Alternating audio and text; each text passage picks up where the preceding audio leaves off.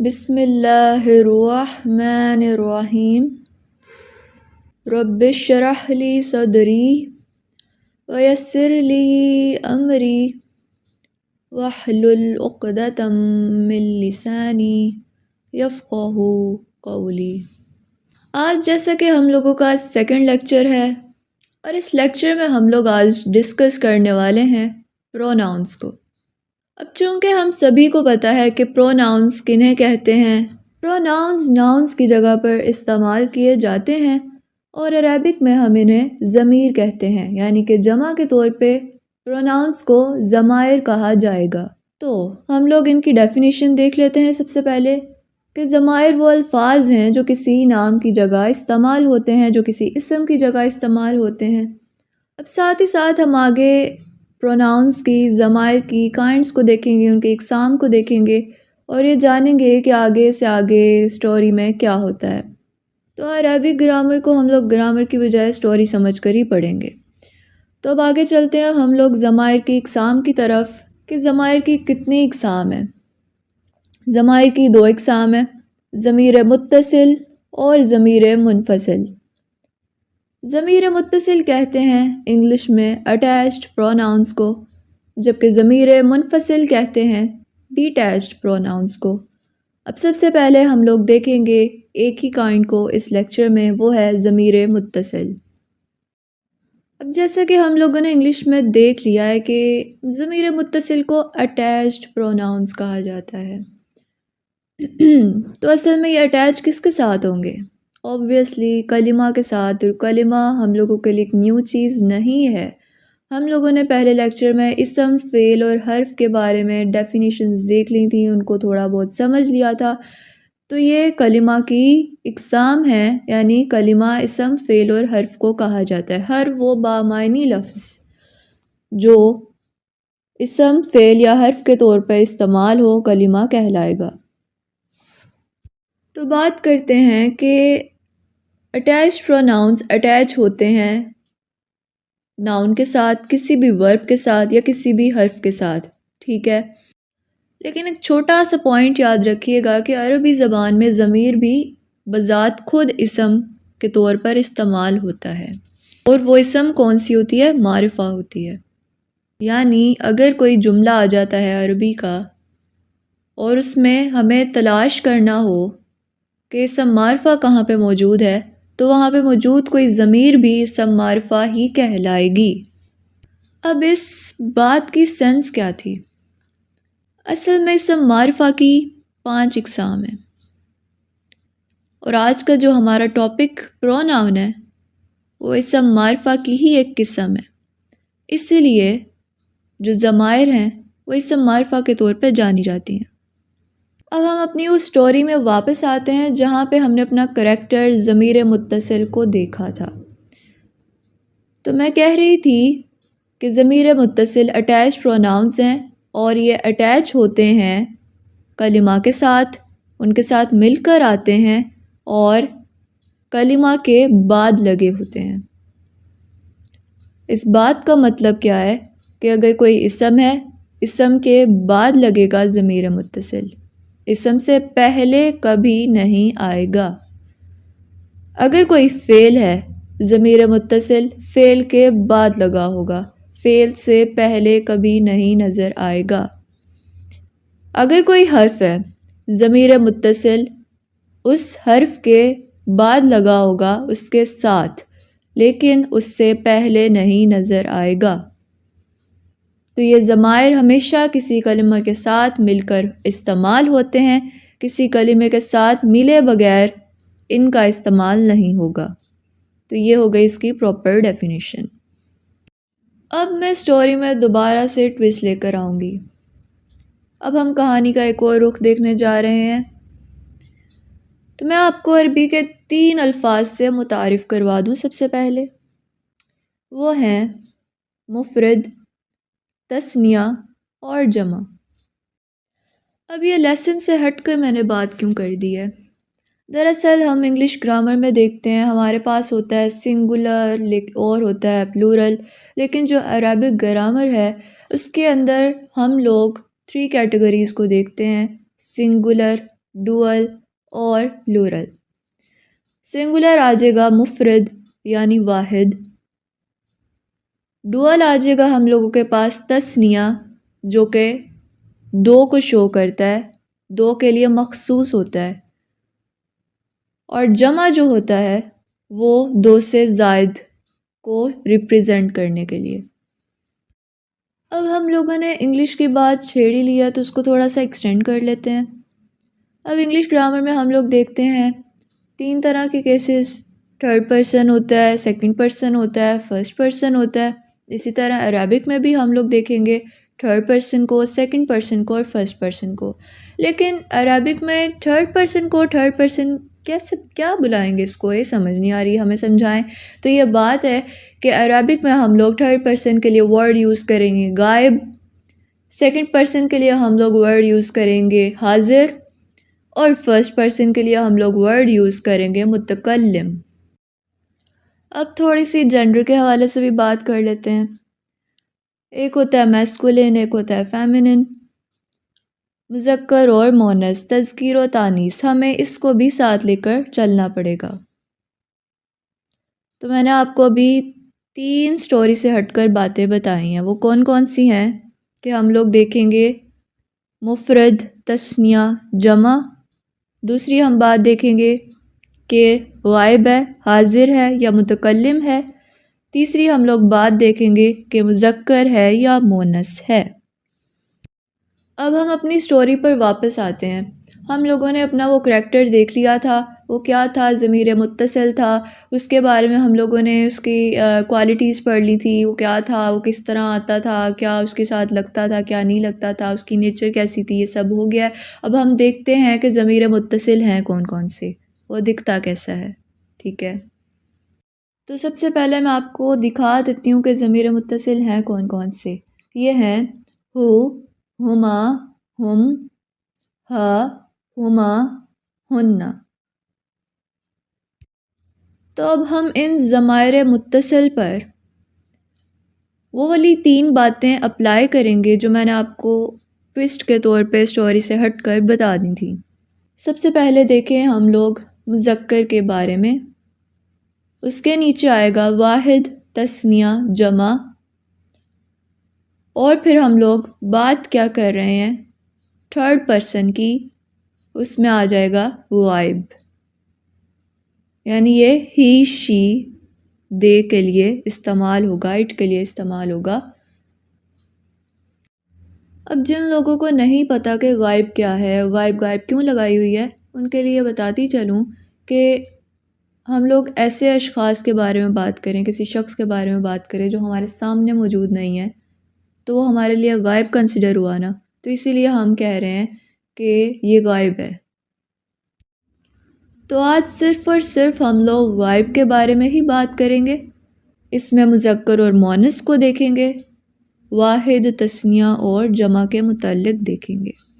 تو مذکر کے لیے واحد کیا ہے، ہو، تثنیہ ہما، جمع ہم۔ اسی طرح مونث کی بات کرتے ہیں، مونث میں واحد کے لیے ہوگا ہا، تثنیہ کے لیے ہما اور جمع کے لیے ہننا۔ انہیں صیغے کہا جاتا ہے، یعنی یہ اپلائیڈ فارمز ہوتی ہیں جو ایز اٹ از آپ کو یوز کرنی پڑتی ہیں، اور قرآن کی آیات میں بھی ایسی ہی نظر آتی ہیں۔ ان کے معنی پہ آپ لوگ توجہ مرکوز رکھیے گا، اور اسی کے ساتھ ساتھ اب ہم لوگ دیکھتے ہیں اگزامپلز۔ اب ہم سب سے پہلے کوئی اسم لیتے ہیں جیسے کتابن، اب اس کے ساتھ ضمیر متصل اٹیچ کرتے ہیں۔ یہ بات آپ نے دوبارہ مائنڈ میں لانی ہے کہ ضمیر متصل اسم کے بعد اٹیچ ہوں گے، یعنی کتاب پہلے آئے گا، ضمیر متصل اس کے ساتھ بعد میں آئے گا۔ تو غائب کے صیغوں میں واحد کے لیے ہم لوگ جو پہلا لفظ بنائیں گے وہ ہے کتابہ، اس کی کتاب، کتابہما، ان 2 مذکر کی کتاب، کتابہم ان سب مذکر کی کتاب، یعنی ان سب مردوں کی کتاب۔ اس کے بعد بات کرتے ہیں مؤنث میں، کتابہا اس ایک مؤنث کی کتاب، کتابہما ان دو عورتوں، ان دو لڑکیوں، ان دو مؤنث کی کتاب، کتابہن ان سب لڑکیوں کی کتاب، ان سب عورتوں کی کتاب، یا وہ تمام جو جمع مؤنث کے طور پہ آئی ہیں ان کی کتاب۔ تو یہ آپ لوگوں نے اس ٹائم کی ہیں گردانیں، یعنی کسی بھی صیغے سے جب آپ لوگ کوئی بھی لفظ اٹھا کر اس صیغے کے مطابق استعمال کرتے ہیں تو اسے کہتے ہیں گردان کرنا، یعنی انہی اسپیسیفک ورڈز کے ساتھ، انہی صیغوں کے ساتھ آپ لوگوں نے کسی نئے لفظ کو جوڑا اور ایز اٹ از اس کو یوز کیا، تو اس پروسیس کو کہتے ہیں گردان کرنا، گردان بنانا وغیرہ۔ آگے ہم لوگ ایک اور مثال دیکھتے ہیں۔ جیسا کہ ہم لوگ بچپن میں سنتے تھے کہ صحابہ کرام جو مذکر ہوتے ہیں، جو میل ہوتے ہیں، ان کو کہتے ہیں رضی اللہ عنہ، لیکن اسی کے ساتھ ساتھ جب ہم کسی مؤنث کی بات کرتے ہیں، کسی فیمیل صحابہ کی بات کرتے ہیں، صحابیہ کی بات کرتے ہیں، تو اس ٹائم ہم ان کے نام کے ساتھ لگاتے ہیں رضی اللہ عنہا۔ اسی طرح جب کوئی حدیث پڑھتے ہیں، راوی دو ہوں، اس میں ہم لوگ دیکھتے ہیں کہ حدیث کس نے نریٹ کی ہے، کس سے روایت کر رہی ہے، حضرت ابوبکر صدیق اور حضرت عمر رضی اللہ تعالیٰ سے، تو اس کے آگے ہم لوگ لگائیں گے عنہما، یعنی وہ دو ہیں، انہوں نے یہ روایت کی ہے، ٹھیک ہے۔ اس کے بعد اگر صحابہ زیادہ ہو جاتے ہیں ہمارے پاس، یعنی کہ 5 نام آ جاتے ہیں صحابہ کرام کے، تو اس کے ساتھ ہم لوگ لگائیں گے رضی اللہ عنہم، یعنی جمع ہے، 2 سے زیادہ ہیں، تو یہ چیز اب آپ لوگوں کو سمجھ آ رہی ہوگی۔ اسی طرح اگر صحابیات میں سے کسی نے روایت کی ہیں، کوئی 5 صحابیات ہو گئی ہیں، تو ان کے ساتھ ہم لوگ لگائیں گے رضی اللہ عنہن، رضی اللہ عنہن، تو اس کا مطلب ہے کہ جمع تھیں، وہ 2 سے زائد صحابیات تھیں، ان سے یہ روایت ہوئی ہے، ٹھیک ہے۔ تو اس طرح سے آپ کو چیزیں سمجھ آ گئی ہوں گی۔ اب میں آپ لوگوں کے سامنے قرآن پاک کی ایک آیت رکھتی ہوں، اور اب آپ اس میں سے ڈیٹیکٹ کرنے کی کوشش کریں کہ آپ کو سمجھ آ رہی ہے کہ نہیں۔ ہن لباس لکم وانتم لباس لہن، تو آپ لوگوں کو کچھ کلک ہوا مائنڈ میں، کچھ دیکھا دیکھا تو لگ رہا ہوگا۔ ڈیفینیٹلی ہم لوگوں نے اس لیکچر میں جو صیغہ پڑھا ہے، یہ وہی استعمال ہوا ہے اس آیت میں۔